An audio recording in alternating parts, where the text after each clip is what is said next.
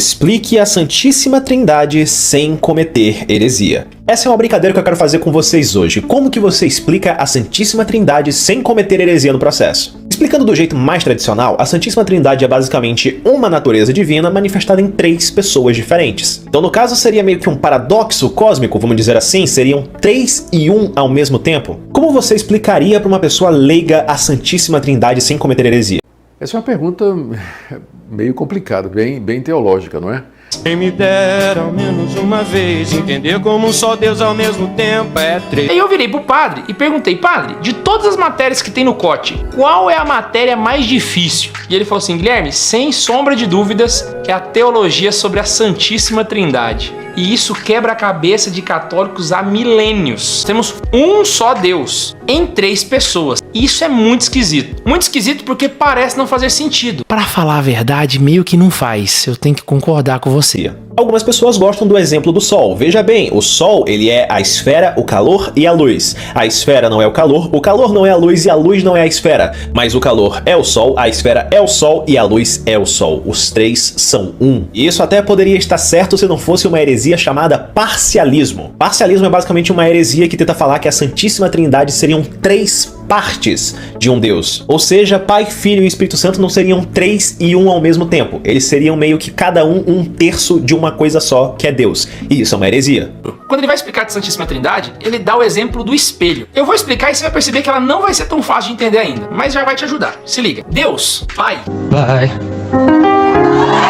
é Deus. E por ser Deus, ele é perfeito. Até aqui tá ok, né? Imagina só que Deus Pai pudesse olhar no espelho. Ao olhar no espelho, ele veria o seu próprio reflexo. Esse reflexo é o reflexo do Deus perfeito. E pelo fato de Deus ser perfeito, o reflexo de Deus também é Deus. Então nós temos aqui já 2 pessoas. Deus Pai e Deus Filho, que seria talvez o reflexo do Pai. E Deus Pai e Deus Filho, por serem Deus, se relacionam numa relação de amor. E esse relacionamento profundo também é Deus. Esse relacionamento nós chamamos de Espírito Santo. Você percebeu que deu mais ou menos pra entender, mas ainda deu uma bugada na cabeça? Eu não entendi o que ele falou.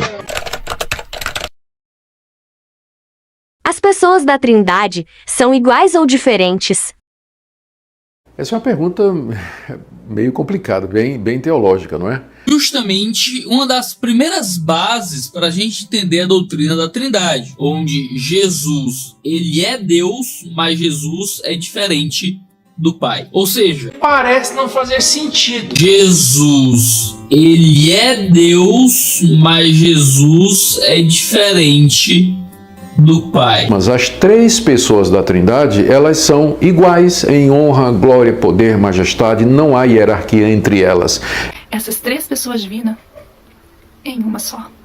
Não são 3 deuses, e sim apenas um Deus.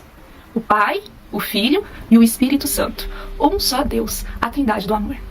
Outro exemplo que as pessoas gostam é o exemplo da água. Veja bem, a água ela pode aparecer em 3 estados: sólido, líquido e gasoso. O sólido não é o líquido não é o gasoso e o gasoso não é o sólido. Mas todos os 3 estados são água. E de novo, isso seria uma explicação muito boa se isso não fosse uma heresia chamada modalismo. Você está dizendo basicamente que Deus ele não são 3 pessoas. Você está dizendo que ele apresenta 3 máscaras diferentes. Seriam basicamente 3 formas pela qual ele se revela. Sendo que não é isso. Ele é uma trindade. Ele é 3 e 1 ao mesmo tempo. Isso é uma heresia.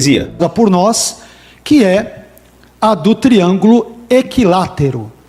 Então você tem um triângulo, certo? Você tem o vértice da diagonal da direita, depois da esquerda, a parte de baixo. O lado esquerdo não é o mesmo do direito não é o mesmo que o esquerdo, de baixo não é igual ao da esquerda, o de baixo não é igual ao da direita não é igual ao de baixo, o da esquerda não é igual ao de baixo. São distintos. Entendeu? Não! Perfeito, até aí mais ou menos perfeito. O problema é que um triângulo não tem pessoalidade. Ele não tem intelecto, não tem emoções, não tem vontade. Portanto, o triângulo não funciona como analogia perfeita da Trindade. Agradeço pela honestidade. Eu preciso admitir uma coisa para você agora.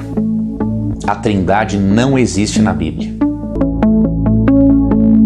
Escute, ó Israel, Jeová, nosso Deus, é um só Jeová. A verdade liberta.